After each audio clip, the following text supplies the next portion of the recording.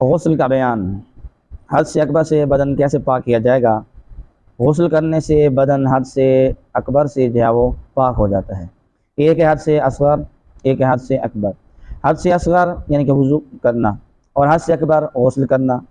تو حد سے اکبر سے پاک بدن تب ہوگا کہ جب وہ غسل کرے گا۔ غسل کسے کہتے ہیں؟ نہانے کو غسل کہتے ہیں، جس کا شرعی طریقہ یہ ہے کہ پہلے غسل کی نیت کی جائے۔ نیت کرنے کا مطلب ہرگز یہ نہیں ہے کہ بقرہ زبان سے جو ہے وہ کلمات ادا کرے کہ میں نیت کرتا ہوں غسل کرنے کی اور غسل کرتا ہوں اس طرح فلاں فلاں، نہیں، بلکہ دلی جو ارادہ ہے غسل کرنے کا، بندہ غسل کرنے کے لیے اٹھتا ہے، جاتا ہے غسل خانے کی طرف، تو یہ کیا ہے؟ یہ اس کی نیت ہے، اور یہی اس کے لیے جو ہے وہ کافی ہے، نیت ہو گئی۔ اب کیا ہوگا کہ دونوں ہاتھوں کو گٹوں تک جو ہے وہ 3 مرتبہ دھوئے، اور واش روم کی حاجت ہے تو وہاں سے فارغ ہو، اور پھر جو ہے وہ استنجا کرے اور اچھی طرح جو ہے وہ استنجا والی جگہ کو دھو لے۔ اس کے بعد بدن پر اگر کہیں سے پر کوئی گندگی وغیرہ جو ہے وہ لگی ہوئی ہے تو اس کو جو اچھی طرح جو ہے وہ صاف کرے، اس کو دھوئے، اس کو دور کرے۔ پھر جس طرح نماز کا وضو کیا جاتا ہے اس طرح نماز کا جو ہے وہ وضو کرے۔ وضو کے اندر کلی کرے گا، کو مبالغے کے ساتھ جو ہے وہ کلی کرے، کیونکہ غسل کے اندر کلی مبالغے کے ساتھ کرنا، غرارہ کرنا، یہ کیا ہے؟ یہ فرض ہے اگر روزہ نہیں ہے تو یہ کر لے۔ اس طرح ناک میں پانی ڈالے گا تو پانی ناک کی نرم ہڈی تک پانی جو اچھی طرح چڑھائے گا، جو اگر اس کا یعنی کہ روزہ نہیں ہے تو یہ بھی کر لے۔ اس کے بعد مکمل جو کیا کر لے؟ وضو کر لے، لیکن پاؤں جو ہے وہ ابھی نہ دھوئے۔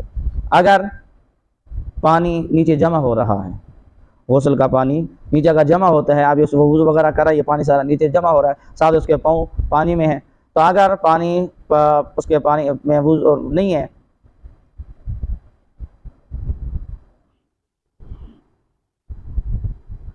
پاؤں نہ دھوئے۔ ہاں اگر چوکی یا پتھر وغیرہ پر ان چیز کرنا ہے تو پاؤں بھی دھو لے۔